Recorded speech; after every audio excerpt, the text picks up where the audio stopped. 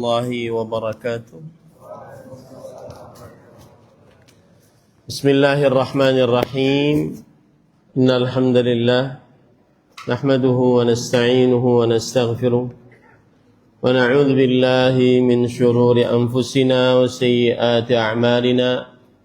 من يهده الله فلا مضل له ومن يضلل فلا هادي له. وأشهد أن لا إله إلا الله وحده لا شريك له وأشهد أن محمدا عبده ورسوله. يا أيها الذين آمنوا اتقوا الله حق تقاته ولا تموتن إلا وأنتم مسلمون. يا أيها الناس اتقوا ربكم الذي خلقكم من نفس واحدة وخلق منها زوجها وبث منهما رجالا كثيرا ونساء واتقوا الله الذي تساءلون به والأرحام إن الله كان عليكم رقيبا. يا أيها الذين آمنوا اتقوا الله وقولوا قولا سديدا يصلح لكم أعمالكم ويغفر لكم ذنوبكم ومن يطع الله ورسوله فقد فاز فوزا عظيما. أما بعد فإن أصدق الحديث كتاب الله وأحسن الهدي هدي محمد صلى الله عليه وعلى آله وسلم وشر الأمور محدثاتها وكل محدثة بدعة وكل بدعة ضلالة وكل ضلالة في النار. Alhamdulillah, kita bersyukur pada Allah Subhanahu wa taala pada hari ini, hari Sabtu malam Ahad, malam yang ke-16 dari bulan Dzulqa'dah 1447 Hijriah, bertepatan dengan 2 Mei 2026. Kita dimudahkan oleh Allah Subhanahu wa taala untuk duduk bersama di dalam Masjid Syekh Jamilur Rahman, daerah istimewa Yogyakarta, dalam sebuah kajian Islam ilmiah tematik membahas tema Al-Qawaidu fil Bid'ah, kaidah-kaidah di dalam bid'ah. Salawat dan salam semoga selalu Allah berikan kepada Nabi kita Muhammad sallallahu alaihi wa ala alihi wasallam, pada keluarga beliau, para sahabat serta orang-orang yang mengikuti beliau sampai hari kiamat kelak. Dengan nama-nama Allah yang husna dan sifat-sifatnya yang ulia, kita berdoa, Allahumma inna nas'aluka ilman nafi'an wa rizqan tayyiban wa amalan mutaqabbala. Allahumma amin. Ahibati fillah, afani Allah wa iyyakum. Mengapa kita mengangkat tema ini pada kesempatan kali ini? Maka jawabannya adalah tema tentang at-tahdhir minal bid'ah wal muhdatsat, memperingatkan keras tentang perbuatan bid'ah dan hal-hal yang mengada-ngada di dalam agama, merupakan salah satu wasiat terakhir dalam 100 hari sebelum Nabi Muhammad sallallahu alaihi wa ala alihi wasallam wafat. Dan wasiat adalah perkara penting yang dipesan oleh orang yang mau meninggal agar diperhatikan dengan penuh perhatian. Dalam hadis riwayat Imam Tirmidzi, dan beliau mengatakan hadisnya hasanun sahih, dan juga riwayat Imam Ahmad dari sahabat Nabi Al-Arbad ibn Sariyah radhiyallahu an, beliau bercerita, shalla bina Rasulullah sallallahu alaihi wa ala alihi wasallam salatas subh thumma aqbala alaina. Pernah Rasul sallallahu alaihi wasallam mengimami kami salat subuh, Kemudian beliau menghadap kepada kami. Fawa'adhana mau'izatan wajilat minhal qulubu wa dharafat minhal uyun.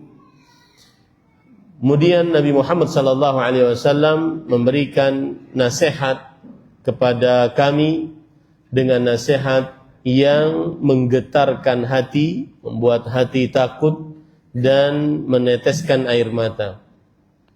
Lalu kami bertanya, "Ya Rasulullah, ka'annaha mau'izatu muwaddi' fa'ausina." Wahai Rasulullah sallallahu alaihi wasallam, seakan-akan ia adalah nasihat orang yang ingin berpisah, maka berikanlah wasiat. Kalau yang pertama tadi nasihat, kemudian selanjutnya minta wasiat. Lalu Rasulullah sallallahu alaihi wasallam bersabda, "Usikum bitaqwallah." Aku wasiatkan kalian untuk bertakwa kepada Allah Azza wa Jalla, was-sam'i wat-ta'ah. Wa in amara alaikum abdun habashi. Agar kuwasiatkan juga kalian untuk mendengar dan taat kepada pemimpin, meskipun yang memimpin kalian seorang budak dari negeri Habasyah berkulit hitam. Fa innahu man ya'ish minkum fasayara ikhtilafan katsiran. Karena sesungguhnya siapa saja yang hidup dari kalian, maka ia akan melihat perselisihan yang sangat banyak. Fa'alaikum bisunnati. Hendaknya kalian berpegang teguh kepada sunnahku. Wa sunnatil khulafa'ir rasyidin al-mahdiyyin. Dan berpegang teguh kepada sunnah para khalifah yang baik dan diberi petunjuk. Addu 'alaiha bin nawadid. Gigit sunnah tersebut dengan gigi geraham kalian. An-nawadid adalah gigi geraham yang paling terakhir, yang paling kuat. Wa iyyakum wa muhdatsatil umur. Jazakallahu khair. Dan jauhilah oleh kalian perkara yang mengada-ngada. Fa inna kulla bid'atin dhalalatun. Sesungguhnya setiap bid'ah adalah kesesatan. Hadis ini memberikan pelajaran kepada kita mengapa kita mengangkat tema ini pada malam ini. Yang pertama, bahwa perbuatan bid'ah adalah perbuatan yang dilarang di dalam agama dan diminta oleh agama untuk menjauhinya. Kemudian yang kedua, hadis ini menunjukkan bahwa perbuatan bid'ah seluruhnya adalah kesesatan. Yang ketiga, ini adalah hadis dari hadis-hadis wasiat terakhir Rasul sallallahu alaihi wasallam di 100 hari terakhir hidup beliau di dunia ini.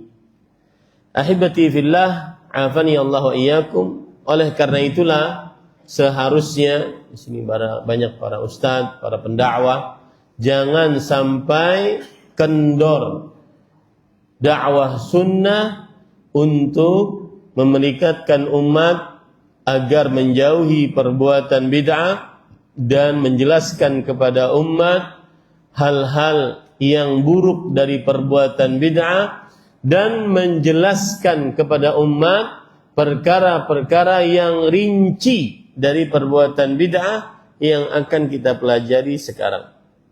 Karena dilihat dari tema-tema yang tersebar, yang disampaikan dengan metode dakwah di zaman sekarang, sudah sangat-sangat sedikit untuk membahas perkara al-hathu ala tamassuk bisunnah wal hadhar minal bid'ah, yaitu perintah untuk berpegang teguh kepada sunnah dan peringatan keras dari perbuatan bid'ah. Sangat sedikit sekali tema-tema yang mengangkat seperti itu.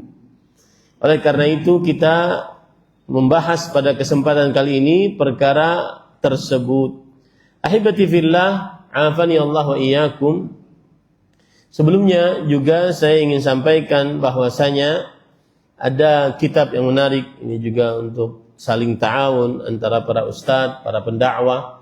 Kitab yang menarik dan bermanfaat tentang kaidah-kaidah dalam bid'ah. Silahkan dibaca oleh para ustadz, para penuntut ilmu, yaitu kitab Usulul Fiqh atau min Usulil Fiqhi ala Manhaji Ahlil Hadis yang ditulis oleh Syekh Zakaria bin Ghulam Qadir Al-Bakistani.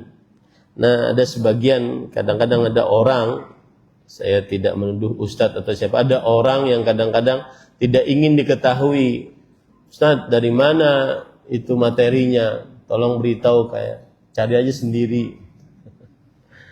Ini bukan urusan dagang, ya. Ini urusan agama. Ini kalau seandainya ada ustadz yang tahu, maka dia akan sebarkan kepada yang lain. Ada sebagian yang ingin ilmunya tidak diketahui orang banyak, terlihat dalam ilmunya. Maka ini adalah perkaranya kepada perkara hati. Kama qila sabiqan ma khala jasadun min hasad lakinnal laima yubdih wal karima yukhfih. Tidak ada satu tubuh manusia pun yang terlepas dari hasad. Ma khala jasadun min hasad. Tidak ada satu tubuh manusia pun yang terlepas dari iri. Tetapi orang yang buruk perangainya, dia akan memperlihatkannya melalui falatati lisani, celotehan-celotehan lisannya atau perbuatannya atau sikapnya. Adapun orang yang mulia akhlaknya, maka dia akan sembunyikan di dalam qalbunya. Maka nasihat ini mudah-mudahan bermanfaat, dan bagaimanapun yang menunjukkan kepada kebaikan akan mendapatkan pahala dari kebaikan tersebut. Ahibati fillah, afani Allah wa iyyakum. Kaidah yang pertama yang ingin kita bahas di dalam kaidah-kaidah bid'ah adalah para ulama mengatakan al-aslu fil ibadat at-tauqif. Al-aslu fil ibadat at-tauqif. Yang artinya asal muasal di dalam beribadah adalah at-tauqif. Tauqif artinya al-hadar. Al-hadar artinya al-mana', terlarang. Asal muasal dalam ibadah terlarang. Maka tidak diperbolehkan untuk mengerjakan aktivitas ibadah kecuali ala bina'in asliyin min nassin sarihin min asy-syara', yaitu di atas bangunan yang tegas dari jelas dari syariat. Tegas jelas dari syariat. Ya'muru biha atau ya'dzanu fiha, baik itu diizinkan oleh syariat ataupun diperintahkan oleh syariat. La yajuzu li ahadin an ya'budallaha ta'ala bi'ibadah lam yashra'ha Rasulullah sallallahu alaihi wasallam. Tidak diperbolehkan seseorang siapapun untuk beribadah kepada Allah Subhanahu wa taala dengan ibadah yang belum disyariatkan oleh Rasulullah sallallahu alaihi wasallam. Berarti ini ada beberapa poin. Yang pertama yaitu al-ibadah haqqun khalisun lillah. Ibadah adalah hak murni milik Allah Subhanahu wa taala. La yu'badu Allahu illa bima syara'a ala alsinati rusulih. Allah tidak diibadahi kecuali dengan apa yang datang dari lisan Rasulnya. Yang kedua, ishtiratud dalil wal kaifiyah. Ini penting. Mensyaratkan dalil dan tata cara. Seorang hamba Allah Subhanahu wa taala tidak dibebani untuk beribadah illa ba'da thubuti tashri'iha min Allah Subhanahu wa taala atau Rasulih sallallahu alaihi wasallam ma'a bayani kaifiyatihi as-sahihah. bahwa seorang hamba Allah tidak dibebani untuk beribadah kepada Allah kecuali setelah tetap pensyariatannya dari Allah Azza wa Jalla atau Rasulullah sallallahu alaihi wasallam disertai dengan penjelasan tata cara ibadah tersebut dengan benar. Ini penting, kaidah ini penting. Atau poin ini penting. Kemudian poin yang ketiga yang berkaitan dengan kaidah tadi, al-aslu fil ibadat at-tauqif, al-man'u min al-qiyas wal ibtida' fil ibadah. Terlarangnya qiyas dan perkara-perkara yang mengada-ngada di dalam ibadah. Kita katakan tadi al-aslu fil ibadat tauqifiyah, ay yatawaqqafu fiha al-muslim 'inda al-hududin nass al-mubashir min asy-syari' wa la yaqisu 'alaiha. Maksudnya adalah seorang muslim dia diam di batasan-batasan dalil syariat yang tegas oleh Allah Subhanahu wa taala dan tidak ada qiyas dari ibadah tersebut. Tidak ada qiyas dari ibadah tersebut. Maka man ahdatsa ibadah lam tunqal 'anis syari' fa huwa mubtadi'. Siapa yang mengada-ngada dalam ibadah yang tidak didapatkan dari Allah Subhanahu wa taala sang pensyariat syariat, maka dia adalah seorang yang melakukan perbuatan bid'ah, ahli bid'ah. Kemudian ini juga penting, nanti akan saya bahas, tetapi ini masuk poin daripada kaidah al-aslu fil ibadah tauqif. Al-faisal bainal 'adah wal ibadah. Ada perbedaan, garis perbedaan antara kebiasaan dengan ibadah. Kalau seandainya ada semacam tarik ulur, ini kan kebiasaan, bukan masuk ibadah, berarti tidak ada bid'ah di dalamnya. Tetapi yang satu menganggap ini kan ibadah dan belum ada contohnya, dalil tegasnya sahih belum ada, berarti masuk bid'ah. Maka perhatikan baik-baik.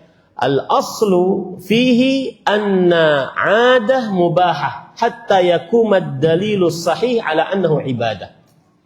Perhatikan, ini jawabannya. Kalau ada orang mengatakan ini perbuatan kan kebiasaan. Kemudian kalau kebiasaan kan kita tidak perlu menganggap bahwasanya ini bid'ah karena ini sudah kebiasaan di tengah kaum muslimin. Maka jawaban atas perkara ini adalah yaitu bahwa jika itu merupakan kebiasaan, maka tidak dianggap dia sebagai ibadah sampai ada dalil sahih yang menunjukkan bahwasanya itu adalah ibadah.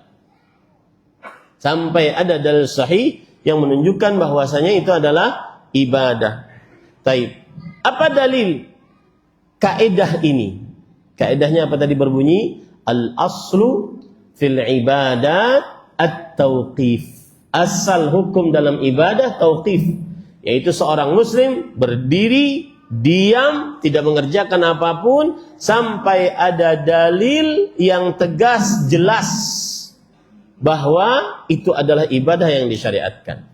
Dalilnya adalah surah Asy-Syura ayat 21. Allah Subhanahu wa taala berfirman, "Syara'u lahum minad dini ma lam ya'dzam bihillah." Mereka mensyariatkan hal yang berkaitan dengan agama yang tidak diizinkan oleh Allah Subhanahu wa taala. Ya, Subhanahu wa taala. Maka perhatikan baik-baik para ikhwah. Tidak diperbolehkan untuk mendekatkan diri kepada Allah dengan ibadah apapun yang tidak disyariatkan. Barang siapa yang mendekatkan diri kepada Allah dengan ibadah yang baru, fahuwa mubtadi'. Maka dia adalah pelaku bid'ah. Dan huwal mutalab bi ityanid dalil. Dia yang diperintahkan untuk mendatangkan dalil bahwa ini boleh dikerjakan. Ini boleh dikerjakan. Dan ini adalah penelitian yang mendalam atas dalil-dalil syariat. Saya ulangi, ini adalah penelitian yang mendalam atas dalil-dalil syariat, bahwa kaidah al-aslu fil ibadat at-tauqif, salah satu dalilnya surat Asy-Syura ayat 21, dan juga dalilnya adalah penelitian yang mendalam atas dalil-dalil syariat. Dan ini ditegaskan oleh Syekhul Islam Ibnu Taimiyah rahimahullah dalam kitab beliau Majmu'ul Fatawa, juz 29 halaman 16. Beliau mengatakan begini, perhatikan.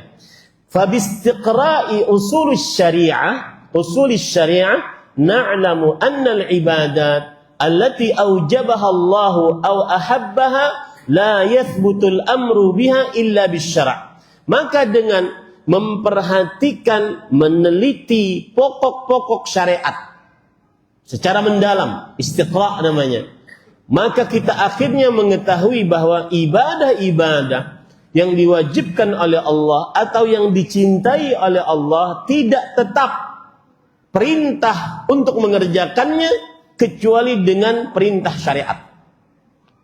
Ya, itu poin penting. Tidak tetap ibadah ini kecuali dengan perintah syariat. Wa ammal 'adat fahiya ma'tadahu an-nasu fi dunyahum mimma yahtajuna ilaih wal aslu fihi 'adamul hadar fala yahdhuru minhu illa ma hadarahu Allah wa rasuluh. Adapun adat kebiasaan, maka dia adalah yang biasa dilakukan oleh manusia di dalam perkara dunianya yang mereka berhajat kepadanya. Maka asal hukum kebiasaan di dalamnya tidak terlarang. Tidak terlarang asal hukum kebiasaan sampai dilarang oleh Allah dan Rasulnya sallallahu alaihi wa ala alihi wasallam. Seperti misalkan, para ikhwan yang dirahmati oleh Allah subhanahu wa ta'ala,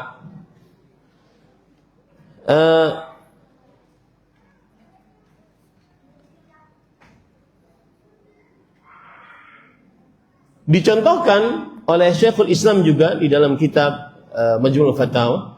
Beliau mengatakan, binaan ala dzalik, oleh karena itulah, fa innal asla fil 'adat wal muamalat ad-dunyawiyah huwa al-ibahah wal 'afw. Oleh karena itu di dalam perkara-perkara kebiasaan, kemudian muamalah duniawi, maka itu dibolehkan, tidak mengapa. Fa ma yaf'aluhu an-nas fi min a'raf fi munasabatihim ka sun'i at-ta'am li dhuhuri asnan at-tifl aw adh-dhabh bi munasabati nuzuli baitin jadid lin an-nazalah aw 'adat az-zawat al-mutawarithah kulluha umurun mubahah maqbulah lit-ta'ayush bainan nas. Seperti contoh misalkan membuat makanan karena ada tumbuh gigi dari anak baru pertama, tumbuh gigi dari anak tersebut, kemudian ibunya buat buat makanan. Apakah itu bid'ah? Maka jawabannya tidak, karena itu adalah kebiasaan manusia. Kemudian juga seperti menyembelih hewan untuk membuat makanan karena syukuran rumah baru. Maka ini tidak mengapa, karena ini kebiasaan. Atau juga beberapa kebiasaan pernikahan yang turun-temurun kita warisi di sebuah negara atau di negara kita ini yang tidak menyalahi syariat, maka ini tidak mengapa. Bisyar, dengan syarat, ini syarat ini penting, alla tuf'al biniyatit taqarrub ila Allah. Tidak boleh dikerjakan dengan niat untuk mendekatkan diri kepada Allah subhanahu wa ta'ala. Wa alla turafiqha i'tiqadat batilah. Dengan syarat juga tidak digandengkan dengan keyakinan-keyakinan yang batil, seperti mengusir jin, atau tidak ada perbuatan-perbuatan yang diharamkan oleh syariat di dalam adat kebiasaan tersebut. Jadi ada 3. Yang pertama, tidak diniatkan untuk beribadah kepada Allah. Yang kedua, tidak dibarengi dengan perbuatan-perbuatan atau keyakinan-keyakinan yang batil. Yang ketiga, tidak dibarengi dengan perbuatan-perbuatan yang haram. Ini para ikhwan yang dirahmati oleh Allah subhanahu wa ta'ala. Nah, itu dalil yang pertama tentang kaidah al-aslu fil ibadat at-tauqif. Dalil yang kedua, hadis Rasul sallallahu alaihi wasallam, "Man ahdatha fi amrina hadza ma laysa minhu fahuwa raddun." Barang siapa yang membuat-buat sesuatu yang baru di dalam perkara kita ini yang bukan darinya di dalamnya, maka ia adalah perkara yang tertolak. Hadis ini menunjukkan bahwa tidak diperbolehkan memperbuat yang baru di dalam ibadah kecuali dengan dalil. Maka tidak diperbolehkan beribadah kecuali dengan dalil. Adapun perkara-perkara yang merupakan kebiasaan, maka tidak boleh dilarang kecuali ada dalilnya. Ya, kecuali ada dalilnya. Ini para ikhwan yang dirahmati oleh Allah Subhanahu wa taala. Fadilat Syekh Imam Ibnu Utsaimin rahimahullah, beliau mengatakan, "Annal haditsa warada fil ibadat." Hadis yang disebutkan tadi itu berkaitan dengan ibadah. Wahiyya allati yaqsidul insanu biha ta'abbud wa taqarruba ila Allah Ta'ala, yaitu sesuatu yang dimaksudkan oleh manusia untuk beribadah, mendekatkan diri kepada Allah Subhanahu wa taala.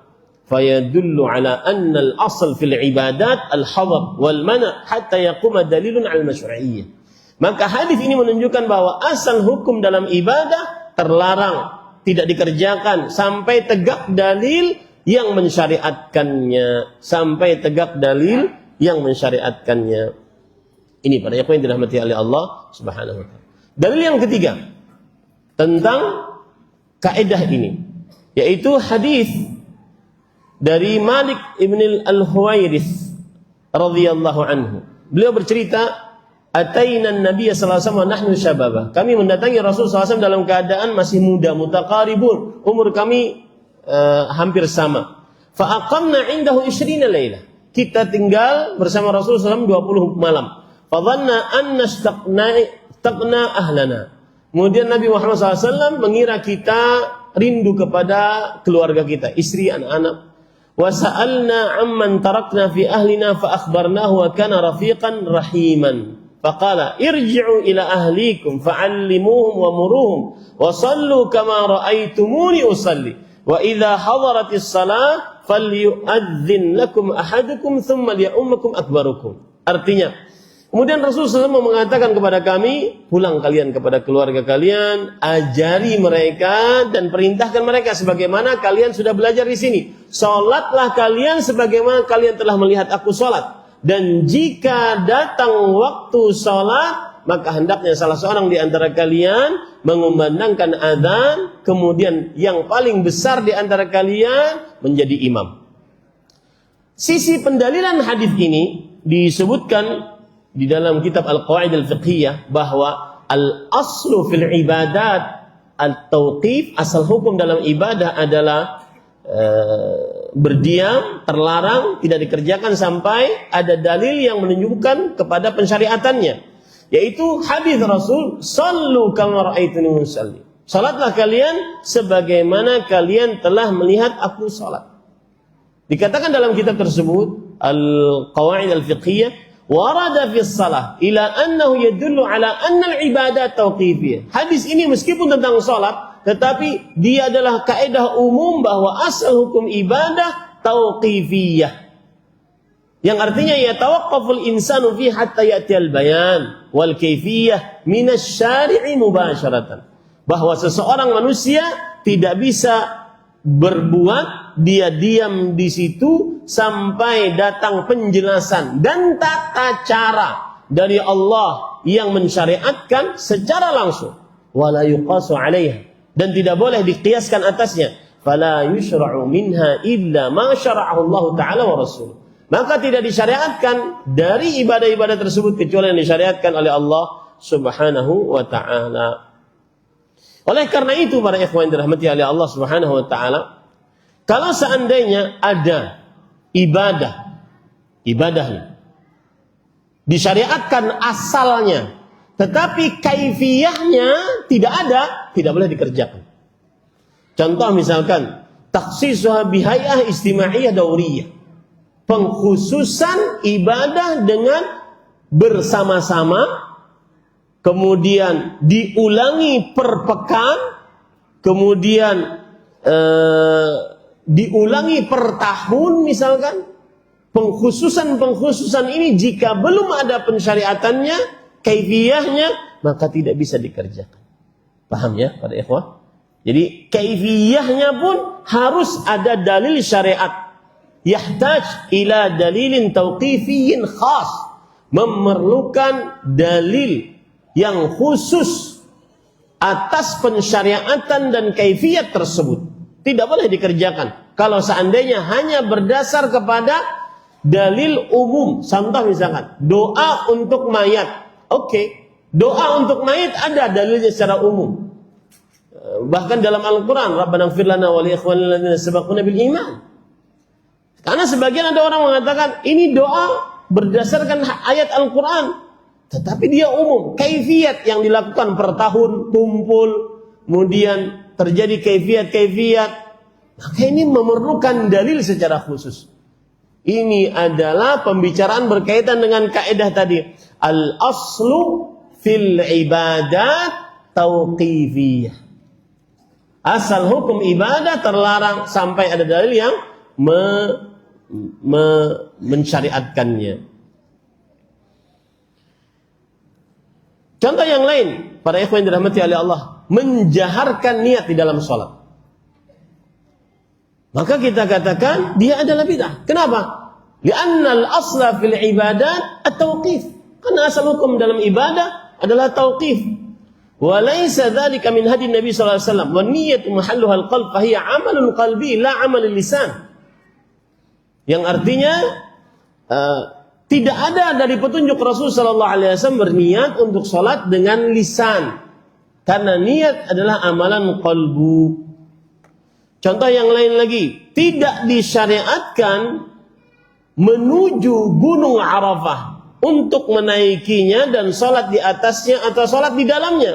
Kenapa? Karena Rasulullah SAW tidak mengerjakannya. Al-aslu fil ibadat at-tauqif hatta yaquma dalilun ala masyru'iyyatiha. Asal hukum ibadah adalah terlarang sampai ada dalil yang mensyariatkannya. Contoh yang lain lagi, para ikhwan yang dirahmati oleh Allah Subhanahu wa taala.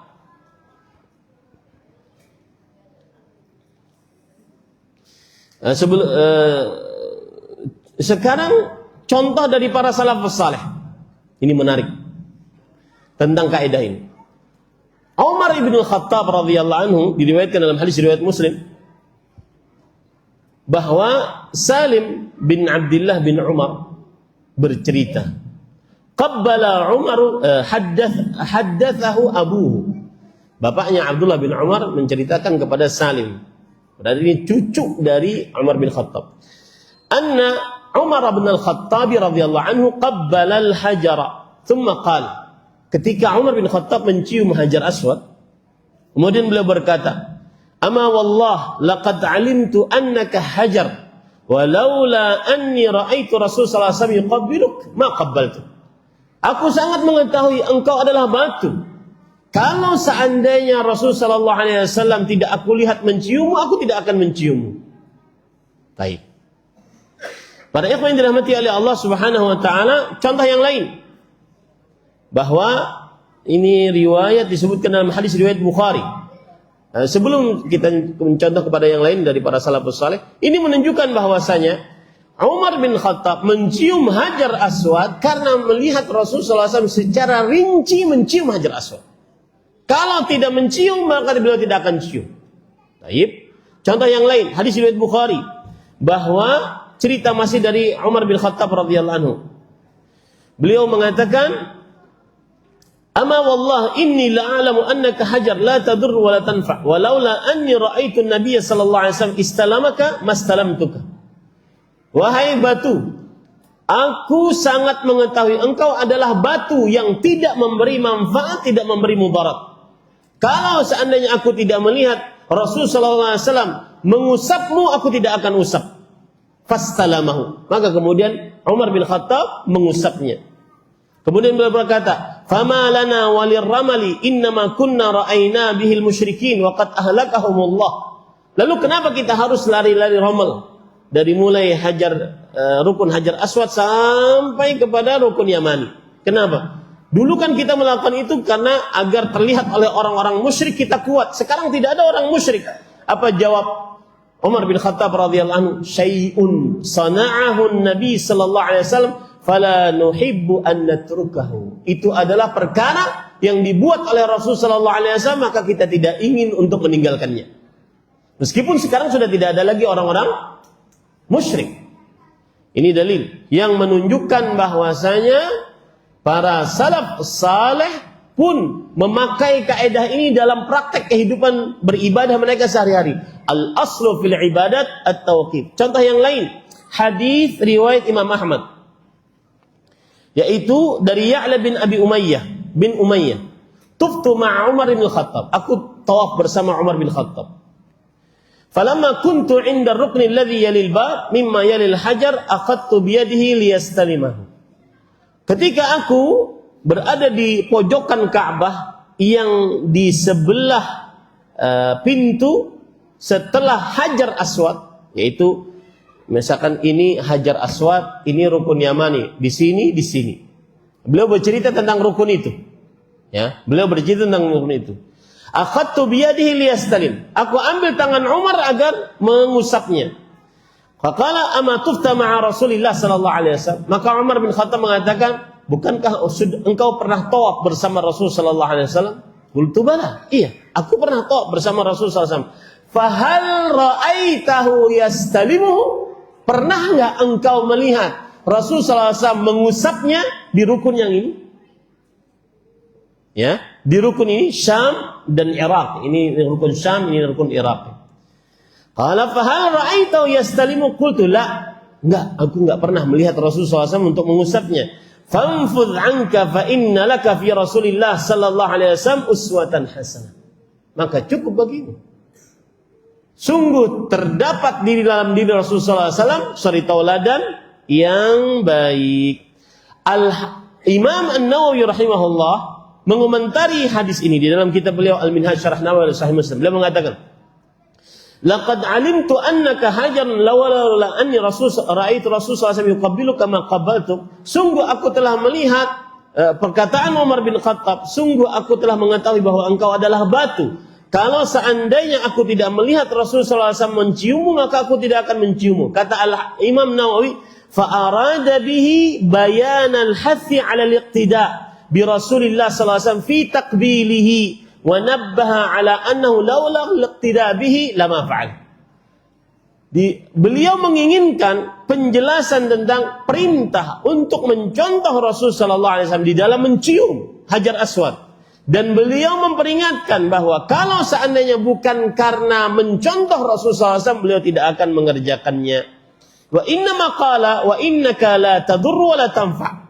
Dan ketika Umar bin Khattab mengatakan, aku sangat mengetahui batu ini tidak bisa memberikan manfaat, tidak bisa mendarat. Kata Imam Nawawi, li alla yaghtar ba'du qaribi al-ahd bil Islam alladhina kanu allafu ibadat al-ahjar wa ta'dhimaha raja'a naf'aha wa khafa ad-darar bitaqsiri fi ta'dhimiha wa kana al-ahdu qariban. Intinya agar orang yang baru masuk Islam tidak menganggap, oh sama aja toh, nyium batu juga. Padahal kami masuk Islam menyembah Allah, kok sama aja nyium batu juga. Itu yang dijelaskan oleh Imam Nawawi rahimahullah. Karena mereka kebiasaan mengusap-usap batu, mencium-cium batu. Nah, baik. Sedikit lagi. Baik. Kemudian beliau mengatakan, fakhafa Umar anhu an yara ba'dhum yuqabbilu wa ya'tani fayashtabiha alayhi fabayyana annahu la yadur wa la yanfa' bi dhati wa in kana imtithalu ma syara fihi yanfa'u bil jazaa' wath thawab. Artinya apa? Umar bin Khattab ingin menjelaskan bahwa ini batu tidak memberikan manfaat mudarat. Meskipun sebenarnya ketika kita mengerjakan mencium batu atas mencontoh Rasulullah SAW, kita mendapatkan pahalanya. Tapi beliau ingin menegaskan bahwa di situ harus ada contoh dari Rasulullah SAW. Kalau tidak ada contoh, maka kita tidak akan menciumnya. Contohnya harus benar-benar jelas. Kaifiyatnya harus benar-benar jelas. Nah, adzan dulu. Habis adzan, bubar. Oh. Karena ini baru sepertiga dari kajian, belum selesai. Kaedahnya masih banyak. Baik, silakan.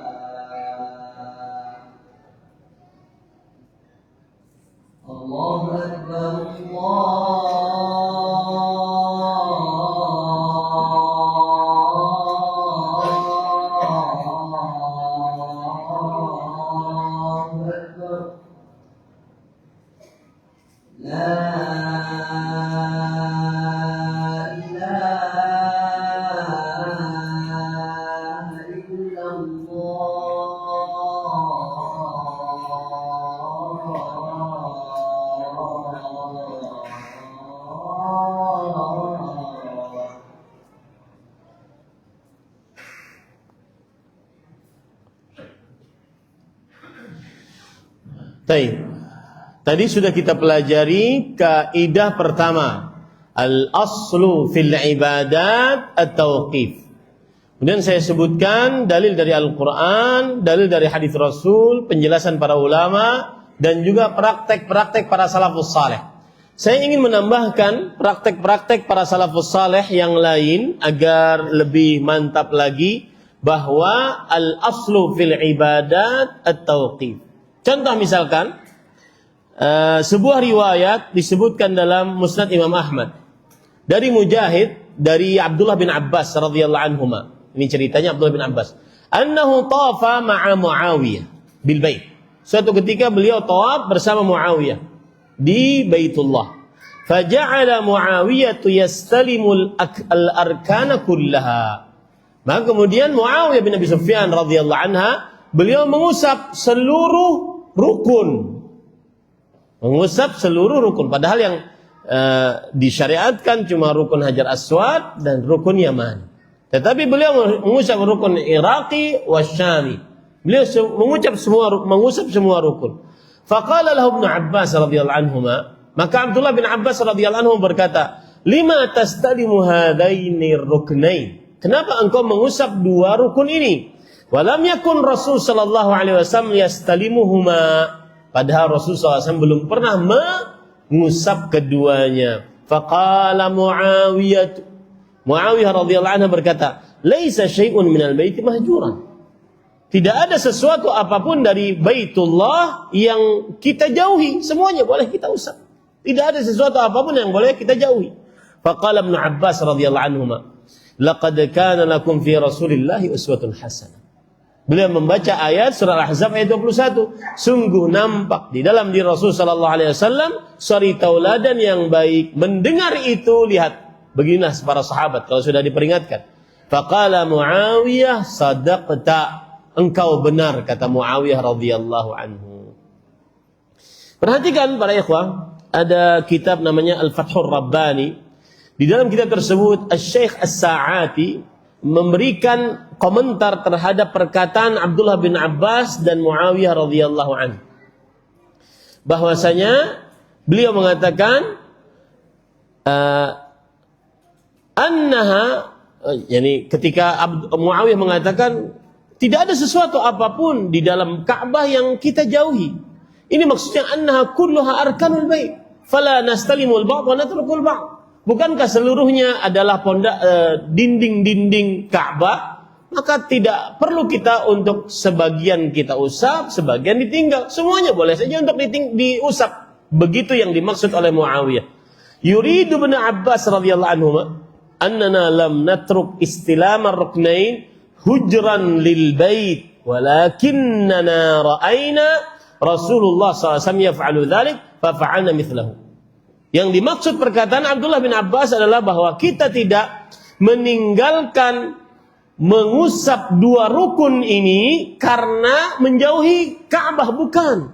Tetapi kita telah melihat Rasul sallallahu alaihi wasallam hanya mengusap dua rukun, rukun Hajar Aswad dan rukun Yamani, maka kita mengerjakan sebagaimana yang Rasul sallallahu alaihi wasallam kerjakan. Makanya beliau membaca surah Al-Ahzab ayat 21. Laqad kana lakum fi Rasulillah uswatun hasanah. Telah nampak dalam diri Rasul sallallahu alaihi wasallam suri tauladan yang baik. Yang menarik adalah raja'a Muawiyah, kata Syekhna, ila qaul Ibnu Abbas radhiyallahu anhum hinama dhahara lahu ad-dalil qala sadaqta. Muawiyah kembali kepada kebenaran setelah nampak bagi Muawiyah sebuah dalil. Makanya Muawiyah radhiyallahu anha berkata, engkau telah benar. Hakadha sya'nul mu'min idza dhahara lahu al-haq wa kana mukhalifan li ra'yi taraha ra'yah wattaba al-haqq wa ruju' ila haqqi fadilah wal ruju' ila al-haqqi fadilah. Begitulah keadaan orang beriman. Jika telah nampak baginya kebenaran dan meskipun berbeda dengan pendapatnya, maka dia akan membuang pendapatnya dan mengikuti kebenaran. Dan kembali kepada kebenaran adalah sebuah kemuliaan. Ar-ruju' ilal haqqi fadilah. Naam. Para ikhwan yang dirahmati oleh Allah Subhanahu wa taala, lihat lagi komentar dari Al-Hafidz Ibnu Hajar Al-Asqalani rahimahullah dalam kitab beliau Fathul Bari. Wa ajaba Asy-Syafi'i an qawli man qala laysa syai'un min al-bait mahjuran bi anna lam nada' istislamahuma hujran lil bait wa kaifa yahjuruhu wa yatubu bih. Imam Syafi'i juga menjawab, kenapa kita tidak boleh mengusap ini? Ya. Maka beliau mengatakan bahwa kita tidak mengusap ini, meninggalkan mengusap rukun Syami dan rukun Iraqi bukan karena untuk menjauhi Baitullah. Bagaimana kita bisa menjauhi Baitullah lawang kita tawaf mengitari Baitullah? Walakin nattabi'us sunnata fi'lan aw tarkan. Ini akan saya bahas nanti. Tetapi kita mengikuti sunnah, baik itu perbuatan Rasulullah atau yang ditinggalkan oleh Rasulullah SAW. Nanti kita akan bahas, ada namanya at-tarkun nabawi. Apabila Nabi meninggalkan, maka kita pun tinggalkan. Walau kana taraka istislamuha hujran lahuma lakana tarku istilami ma bainar arkan hujran wala qaila bihi. Kalau seandainya meninggalkan mengusap dua ini adalah dianggap sebagai menjauhi Ka'bah, ya, maka niscaya itu adalah menjauhi Ka'bah, dan tidak ada yang mengatakan seperti itu. Tidak ada para ulama yang mengatakan seperti itu. Kita meninggalkan untuk mengusap Ka'bah, mengusap selain dua rukun ini hanya karena mencontoh Rasul sallallahu alaihi wa ala alihi wasallam. Ini para ikhwan yang dirahmati oleh Allah Subhanahu wa taala. Contoh yang lain, riwayat Imam Tirmidzi dari Nafi'. Jadi menarik, kalau praktek-praktek para salafus saleh kita kupas menarik tentang kaidah yang pertama, al-aslu fil ibadat at-tauqif. An Nafi', dari Nafi', beliau meriwayatkan, Nafi' adalah seorang tabi'i, anna rajulan atasa ila jambi ibni Umar radhiyallahu anhuma. Ada seorang yang bersin di samping Abdullah bin Umar. Faqala alhamdulillah wassalamu ala rasulillah. Bersin, mengucapkan alhamdulillah wassalamu ala rasulillah. Qala bin Umar, Abdullah bin Umar mengatakan, wa ana aqulu alhamdulillah wassalamu ala rasulillah wa laysa hakadha 'allamana Rasulullah sallallahu alaihi wasallam. 'Allamana an naqul alhamdulillah ala kulli hal. Dan saya pun juga mengucapkan alhamdulillah wassalamu ala rasulillah. Maksudnya, tetapi tidak seperti itu Rasulullah SAW mengajarkan kita kalau bersin. Kita kalau bersin cukup mengucapkan alhamdulillah ala kulli hal. Nah, ini menunjukkan bahwasanya mencontoh Rasulullah SAW dalam kaifiatnya pun harus dicontoh. Kenapa? Kaidah tadi mengatakan al-aslu fil ibadat at-tauqif. Asal hukum dalam ibadah adalah diam, tidak mengerjakan sampai jelas datang dalil yang jelas tentang perintah tersebut atau diizinkan untuk mengerjakan perintah tersebut sesuai dengan kaifiatnya. Sesuai dengan kaifiatnya. Contoh yang lain lagi, di riwayat Abdul Razzaq dalam kitabnya Al-Musannaf dari Sa'id bin Musayyib rahimahullah, seorang tabi'i, imamut tabi'in, annahu ra'a rajulan yusalli ba'da tulu'il fajr akthar min rak'atain. Beliau melihat ada orang setelah adzan subuh salat lebih daripada 2 rakaat. Sedangkan qabliyah subuh cuma 2 rakaat. Orang ini habis qabliyah subuh, salat lagi 2 rakaat, salat lagi 2 rakaat, salat lagi 2 rakaat. Kemudian yukthiru fiha ar-ruku' wa sujud fanaha. Sa'id bin Musayyib rahimahullah kemudian melarangnya. Faqala ya Aba Muhammad yu'adzibuni Allahu 'ala as-salat. Lalu orang tersebut merasa dilarang salat. Lalu dia mengatakan, wahai Abu Muhammad, wahai Sa'id bin Musayyib, apakah Allah akan menyiksa saya karena saya salat? Saya kan tidak salat, saya sedang salat ini, bukan sedang bermaksiat. Apakah Allah menyiksa saya karena saya salat? Maka Sa'id bin Musayyib rahimahullah mengatakan, la, enggak. Allah tidak menyiksamu karena kamu salat, walakin yu'adzibuka ala khilafis sunnah. Tidak, tetapi Allah akan menyiksamu karena tidak sesuai dengan sunnah. Saya dulu masih di kampus dengar riwayat ini dari kaset. Kita dulu dari kaset dengarnya. Waktu itu ada Syekh Al-Albani rahimahullah taala di kaset meriwayatkan memperdengarkan hadis ini. Tapi dengan bahasa Syamiyah beliau mengatakan, walakin yu'adzibuka ala khilafis sunnah. Ala khilafis sunnah. Saya masih ingat banget. Ya. Tidak, Allah tidak menyiksamu karena kamu salat, tetapi Allah akan menyiksamu karena menyelisihi sunnah Rasul sallallahu alaihi wa alihi wasallam. Riwayat terakhir sebelum kita masuk kaidah yang kedua, yaitu riwayat yang disebutkan di dalam kitab Al-Faqih wal Mutafaqih yang ditulis oleh Al-Khatib Al-Baghdadi rahimahullah. Beliau mengatakan bahwa ada seorang laki-laki berkata kepada Imam Malik, min aina uhrim? Dari mana aku berihram wahai Imam Malik? Maka kata Imam Malik rahimahullah, min haitsu uhrima Rasulullah sallallahu alaihi wasallam. Yang artinya engkau berihram di mana Rasulullah SAW berihram. Lalu orang tersebut bertanya lagi, terus bertanya, ulang. Kemudian Imam Malik tidak menambah kecuali itu. Berihramlah di mana Rasulullah SAW berihram, yaitu di miqat. Kemudian orang tersebut mengatakan, fa in zidtu ala dzalik. Kalau aku tambah gimana? Aku berihramnya di sini saja di Masjid Nabawi, di samping kuburan Nabi Muhammad sallallahu alaihi wasallam. Kan bagus. Masjid Nabawi, samping kuburan daripada Dzulhulaifah, bukan tanah suci. Maka Imam Malik rahimahullah berkata, "Fala taf'al fa inni akhafu 'alaikal fitnah." Jangan engkau lakukan. Aku takut engkau kena ujian, cobaan. Qala wa ma fi hadza minal fitnah? Innama hiya amyal aziduha. Musibah apa yang menimpa aku? Yang asalnya aku berihram di Dzulhulaifah, aku tarik ke sini lebih jauh, Mekah di sana. Aku tarik ke sini lebih jauh, aku berihram di Masjid Nabawi. Hanya beberapa kilo saja aku tambahkan. Ada musibah apa yang aku dapatkan dengan menambah seperti itu? Maka Imam Malik rahimahullah taala berkata, "Innallaha yaqul falyahdharil ladzina yukhalifuna 'an amrih." Allah telah berfirman, hati-hati orang yang menyelisih perintah Rasul sallallahu alaihi wasallam. Wa ayyu fitnatin fi hadza? Musibah apa yang aku akan dapatkan? Wa ayyu fitnatin a'zamu min an tara annaka asabta fadlan qassara anhu Rasulullah sallallahu alaihi wasallam. Musibah apa yang lebih besar engkau merasa lebih pintar daripada Rasul sallallahu alaihi wasallam. Rasul SAW berihramnya di sini, kamu merasa lebih benar berihramnya di sini. Itu musibah terbesar.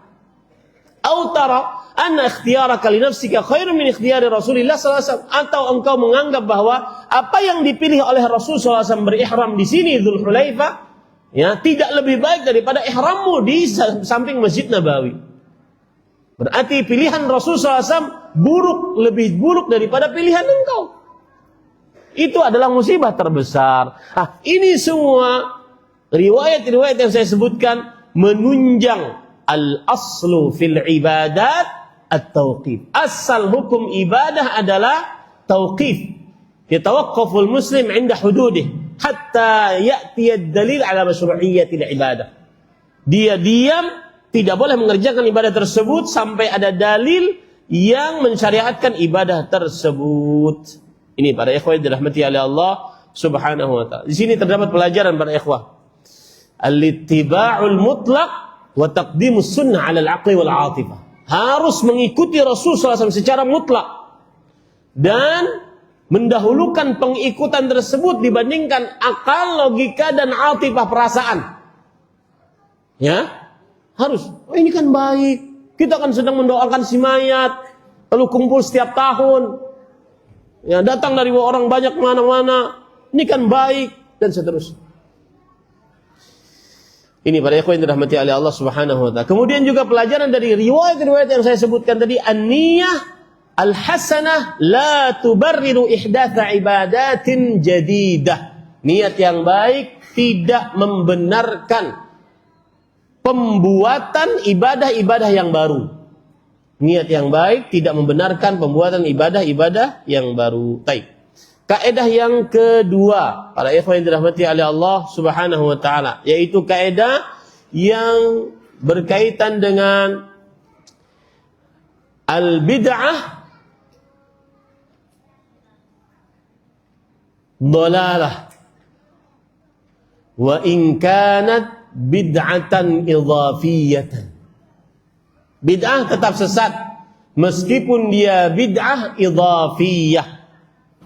Apa maksud daripada bid'ah idhafiyah ini? Para ikhwan dirahmati oleh Allah Subhanahu wa taala. Para ulama mengatakan, perhatikan, pengertian bid'ah idhafiyah. Inilah yang sering kita terjadi pertengkaran dengan kawan-kawan di sebelah. Kita menganggap ini adalah bid'ah karena dia bid'ah idhafiyah, sedangkan mereka menganggap ini adalah perbuatan ibadah karena ada asal muasal ibadahnya. Coba perhatikan sekarang. Pengertian bid'ah idhafiyah adalah al-mumarasah, allati laha aslun masyru'un fid din walakinnaha tukhalifu sunnata min haitsu ma yu'radu laha min kayfiyah aw zaman aw makan aw adat bighairi dalilin syar'i. Artinya praktek dari sisi asal pensyariatannya ada. Praktek dari sisi asal pensyariatannya ada. Tetapi dia menyelisih sunnah jika dihadapkan pada tata cara praktek tersebut, waktu khusus praktek tersebut, tempat khusus praktek tersebut, jumlah bilangan khusus praktek tersebut. Tidak ada dalil syariat yang menguatkannya. Saya ulangi. Bid'ah idhafiyah adalah mumarasah, dia praktek. Allati laha aslun masyru'un fid din. Ada dalil pensyariatannya, asal muasalnya ada. Ada doa untuk orang mati ada. Ya. Doa untuk orang mati ada. Tetapi dia menyelisihi syariat dari sisi pengkhususan tata cara, waktu, tempat, jumlah bilangan, sebab. Ya. Ini para ikhwan yang dirahmati oleh Allah Subhanahu wa taala. Coba perhatikan sekarang dengan teliti perkataan Imam Asy-Syatibi rahimahullah di dalam kitab beliau Al-I'tisam. Ini kitab agung sekali. Ya. Para ustaz semestinya harus baca kitab ini. Kitab agung sekali. Perhatikan baik-baik. Beliau mengatakan, al-bid'atul idhafiyatu hiya allati laha syaibatan. Bid'ah idhafiyah ada dua cabangnya, ada dua pokoknya. Ihdahuma laha minal adillati muta'alliq, fala takunu min tilkal jihati bid'atan.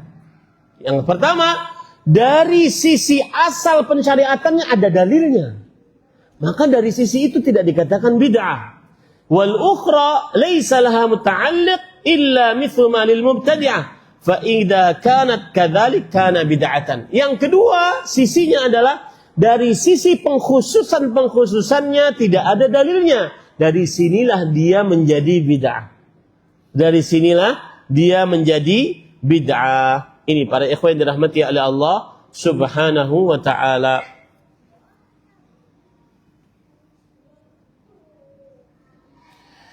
Naam. Para ikhwan yang dirahmati oleh Allah Subhanahu wa taala. Contoh disebutkan di dalam kitab Al-Mawsu' Al-Fiqhiyah, ensiklopedia Islam, ensiklopedia fikih dari negeri Kuwait. Contohnya sebelumnya saya bacakan dulu dari beliau. Contoh misalkan, wa hadha an-naw'u min al-bid'ah huwa al-mutharu al-khilaf bainal mutakallimina fil bid'i was sunan. Ini yang saya katakan tadi. Bid'ah jenis inilah yang sering terjadi pertengkaran di antara orang-orang yang membicarakan perkara bid'ah dan sunnah. Di antara orang-orang yang membicarakan perkara bid'ah dan sunnah. Walahu amthilatun katsirah. Ini disebutkan dalam kitab Mawsu' Fiqhiyah. Dan contohnya banyak. Contoh salatul raghaib. Wa hiya 12 rak'atan fi lailatul jum'ah al-ula min Rajab bi kaifiyatin makhsusah. Salat raghaib 12 rakaat pada malam Jumat pertama dengan tata cara yang khusus. Salat asal hukumnya ada syariatnya. Tetapi ketika dia pengkhususan waktu bulan Rajab, pengkhususan jumlah bilangan 12 rakaat, pengkhususan tata cara yang khusus, maka dilihat dari sini dia adalah bid'ah. Qala al-ulama innaha bid'atun qabihatun munkaratun. Dia adalah bid'ah yang buruk dan mungkar. Wa kadza salatu lailatin nisfi min Sya'ban. Demikian pula salat pada malam nisfu Sya'ban. Wa hiya 100 rak'ah bi kaifiyah khassah. Dan dia sebanyak 100 rakaat dengan tata cara yang khusus. Asal hukum pensyariatan salat ada, aqimus shalah, dirikanlah salat. Tetapi ketika dia ada pengkhususan waktu, tempat, zaman, waktu, tempat, jumlah bilangan, tata cara dan sebab, maka ini memerlukan dalil khusus. Ada lagi Disebutkan di sini salatu birril walidain, salat bakti pada orang tua dan seterusnya. Ini para ikhwan yang dirahmati oleh Allah Subhanahu wa taala. Perhatikan perkataan Fadilat Syekh Abu Syamah Al-Maqdisi Asy-Syafi'i rahimahullah. Di dalam kitab beliau Al-Ba'its ala Inkaril Bid'ah wal Hawadits. Beliau mengatakan, perhatikan, la yambaghi, tidak boleh takhsisul ibadat bi awqatiha lam yuqassisha biha syar'u. Tidak boleh mengkhususkan ibadah-ibadah pada waktunya yang tidak dikhususkan oleh syariat. Bal yakunu jami'u af'alil birri mursalatun fi jami'iz zaman. Laisa li ba'dihha la ba'dhi fadlun illa ma faddalahu syara' wa khassahu bi naw'ihi minal ibadah. Semua waktu adalah keistimewaan. Tidak boleh mengkhususkan waktu khusus kecuali dengan yang dikhususkan oleh syariat. Tidak boleh mengkhususkan ibadah dengan macam ibadah tertentu kecuali yang dikhususkan oleh syariat. Ini para ikhwan yang dirahmati oleh Allah Subhanahu wa ta'ala. Dan ini sering terjadi sekali, sering terjadi. Jadi kaedahnya cuma dua tadi. Yang pertama yaitu al-jihah al-masyru'iyah. Dari sisi pensyariatannya asal hukumnya ada. Tetapi yang kedua, dia pengkhususan yang tidak ada. Itulah yang disebut dengan apa tadi? Bid'ah idhafiyah. Baik.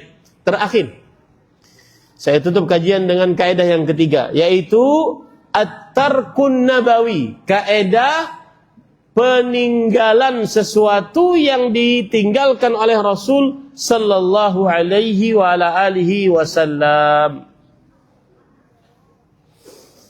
Para ulama mengatakan at-ta'assi bin nabi kama yaqa'u fi af'alihi fa innahu yaqa'u aidan fi tarkih. Perhatikan, ini kaidah penting. Mencontoh nabi sebagaimana kita lakukan apa yang dilakukan oleh Rasulullah, maka termasuk pencontohan terhadap nabi juga adalah yang beliau tinggalkan kita tinggalkan. Ini kaidah at-tarkun nabawi. Apa yang dikerjakan oleh Rasulullah kita kerjakan, dan apa yang ditinggalkan oleh Rasulullah sallallahu alaihi wasallam juga kita tinggalkan. Ya, kita tinggalkan. Ini para ikhwan yang dirahmati oleh Allah Subhanahu wa taala. Dan ini dijelaskan oleh Syekhul Islam Ibnu Taimiyah rahimahullah di dalam kitab Majmu'ul Fatawa. Beliau mengatakan, "Wat tarkur ratibu sunnatun kama annal fi'la ratiba sunnatun." Dan peninggalan secara terus-menerus itu adalah sunnah Rasul. Sebagaimana pekerjaan terus-menerus itu juga sunnah Rasul. Apa yang ditinggalkan oleh Rasulullah, maka itu sunnah. Apa yang dikerjakan oleh Rasulullah, maka itu sunnah Nabi Muhammad sallallahu alaihi wa ala alihi wasallam. Syekhul Islam Ibnu Taimiyah juga mengatakan, tarku Rasulillah sallallahu alaihi wasallam ma'a wujudi ma yu'addu muqtadiyan wa zawalul man'i sunnah kama anna fi'lahu sunnah. Lihat. Rasul sallallahu alaihi wasallam meninggalkan sesuatu padahal ada sesuatu yang bisa beliau kerjakan, tidak ada yang menghalangi beliau untuk mengerjakan itu. Maka tetapi beliau tidak kerjakan, menunjukkan hal tersebut sunnahnya adalah ditinggalkan. Saya ulangi.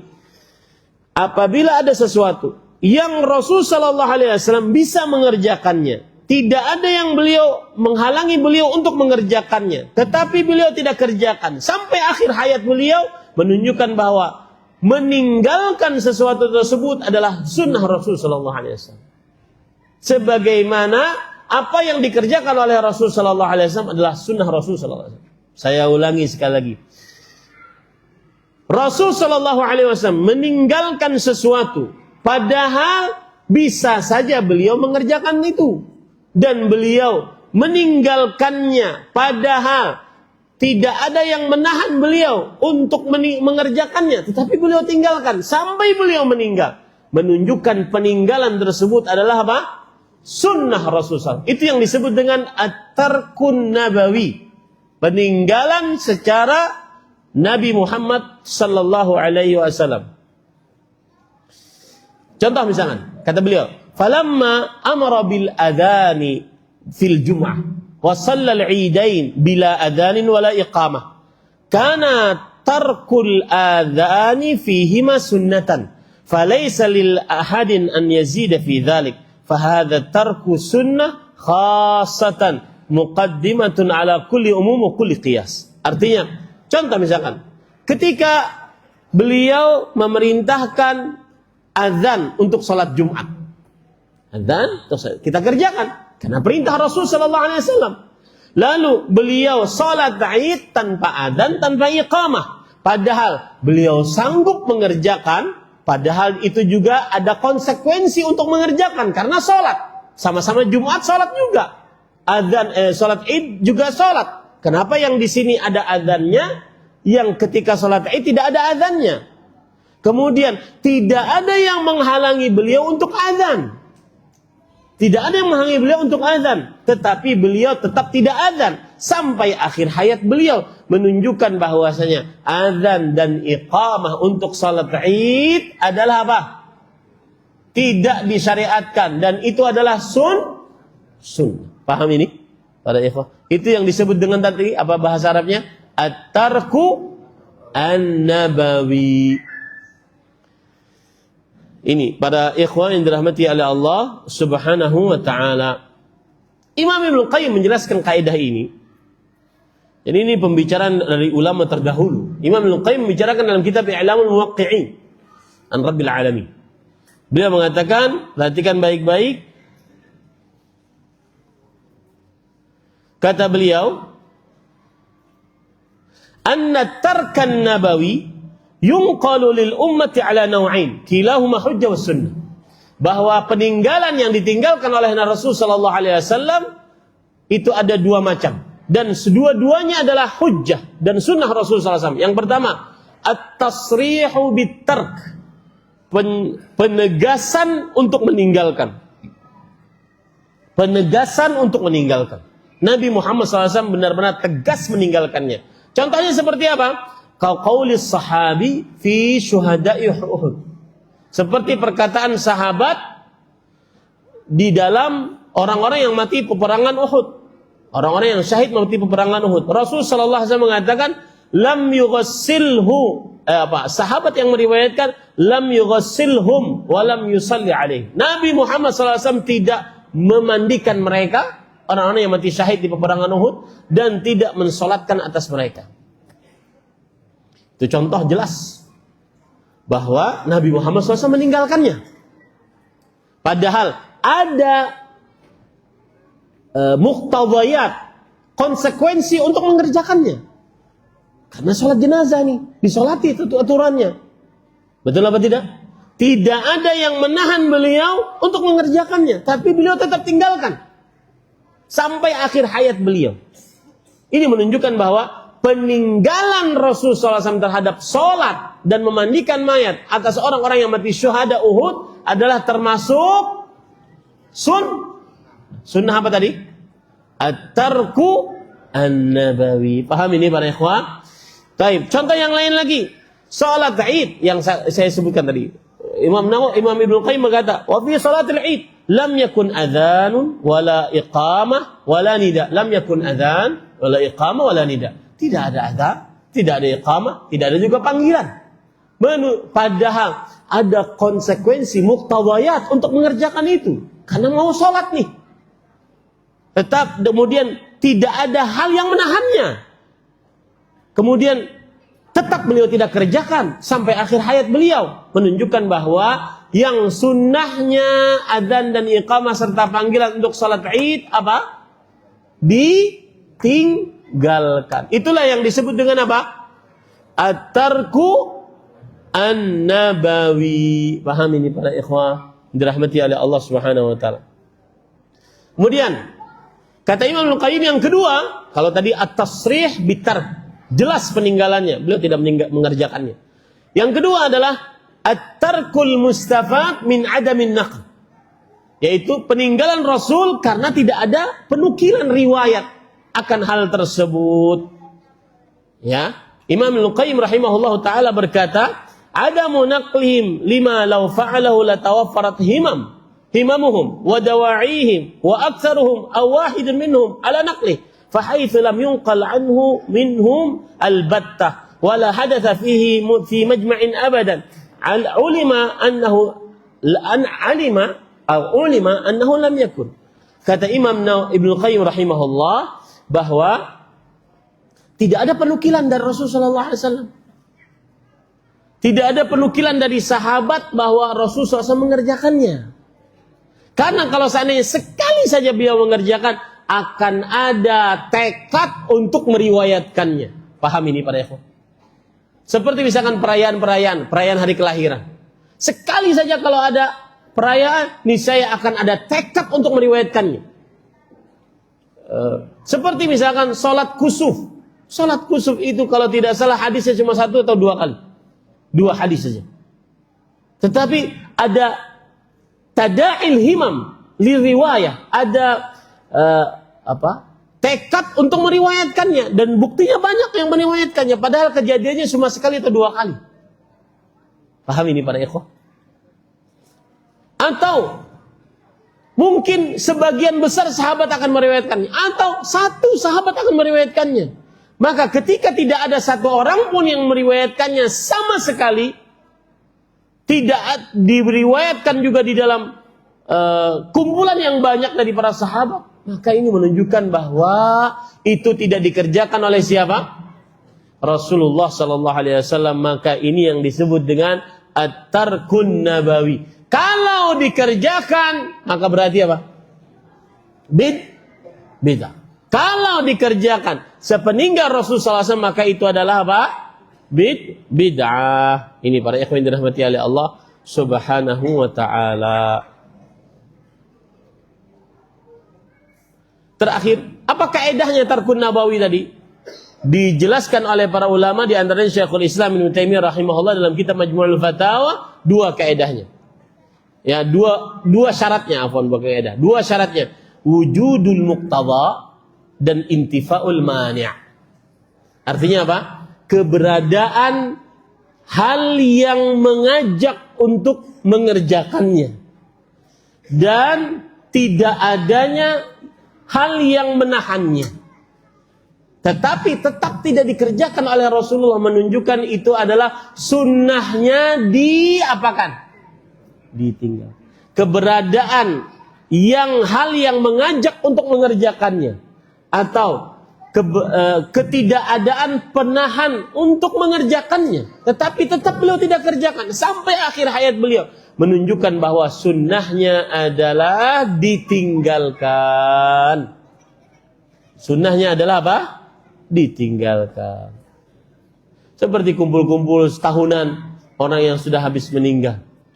Ada muqtadayat akan hal itu. Ada pendorong untuk mengerjakannya. Di zaman Rasulullah SAW ada yang meninggal sebelum beliau. Khadijah, Hamzah, anak beliau 3, Zainab, Ruqayyah, Ummu Kulthum, Ibrahim, Abdullah, Al-Qasim. 6 anak beliau meninggal sebelum beliau, sebelum Nabi Muhammad SAW.